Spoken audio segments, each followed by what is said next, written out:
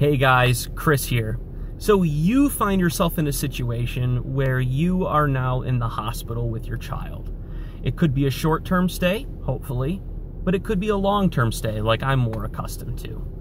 This video is going to be more for you long-term stay folks. Some things are going to apply for short-term stay, but long-term is really what I'm experienced with, and these are some tips that I'm really hoping will help you get your child the best care possible while in the hospital.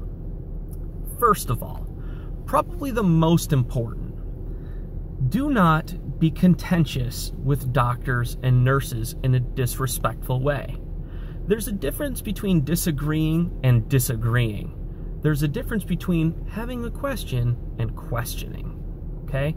Be respectful of doctors and nurses. Understand that they are there to help your child get better.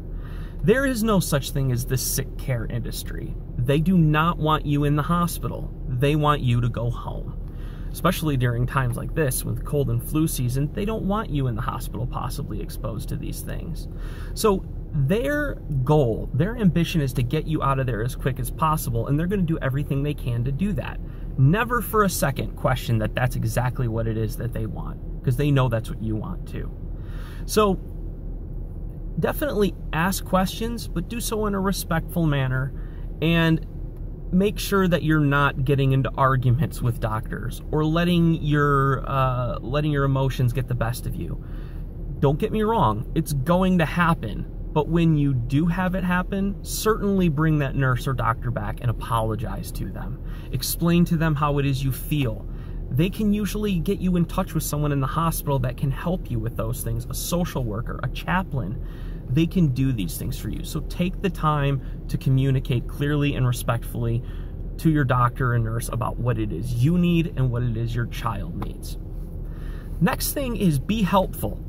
When you're in the hospital, there can be a tendency to get depressed and become immobile, to kind of sit there and watch your child and not get involved in their care. Don't do this. If you have the chance, don't let your nurse give all of your child's baths.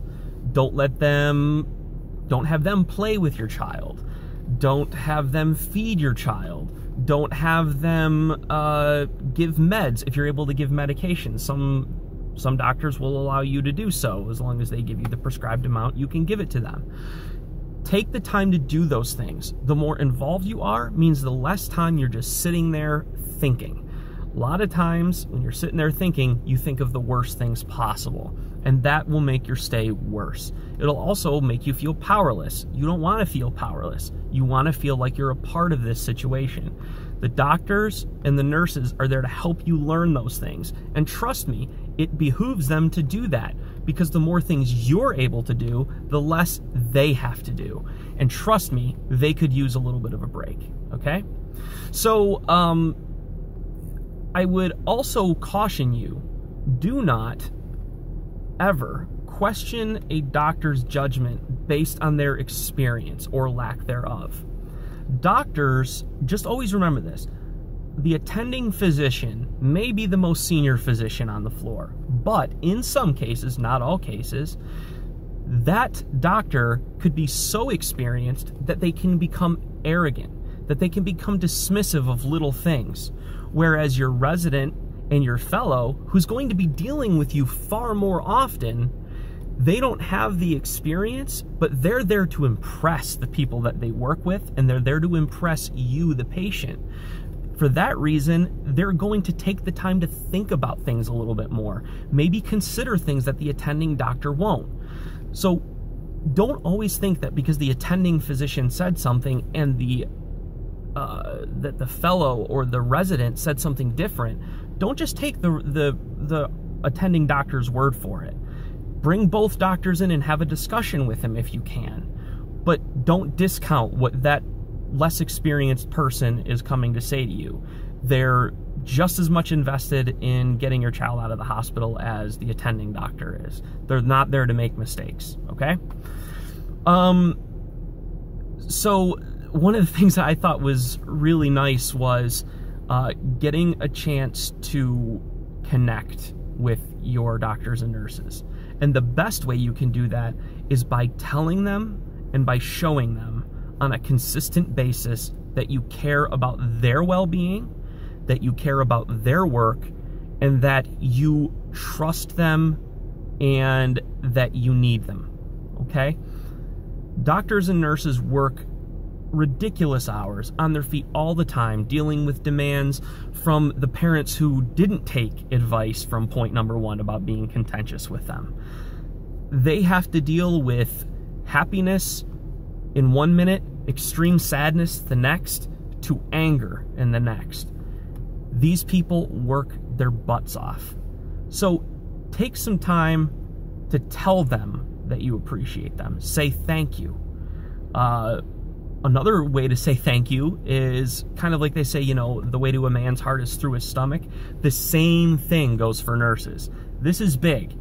Find out where the local place is that delivers, that the doctors and nurses really like. A lot of times the doctors will get something for the nurses in their unit. You know, like an edible arrangement or something like that. Maybe the nurses don't like that, but they'll tell you about the cookie place that the doctor gets something from. Take notes of those things. Find out what it is that they like, and nurses a lot of times are not very shy when it comes to those things. They love getting themselves some food, okay? So take some time, find that out. Every once in a while, get that for them. Spend the money. It is worth its weight in gold. Because as soon as that package lands and those nurses get those cookies, they're coming by your room to say thank you. They're coming by your room to talk to you, to find out how it is you're doing. Because you showed a concern for them, they're going to show a concern for you. Always remember that you, if your child is chronically ill and goes to the hospital quite routinely, these are the same people you're going to be dealing with throughout your child's life and through your life. Start taking care of them now. Make a good impression on them now. It will pay itself off in spades when you have to come back next time. So that's my tips for this time around. I hope that you guys have gotten something out of it and that you're better prepared to deal with your doctors and nurses, all for the hopeful benefit of making your child get out of the hospital and get well and get back to doing whatever it is kids do. All right, guys, that's it for today. Have a good one, and I'll talk to you soon.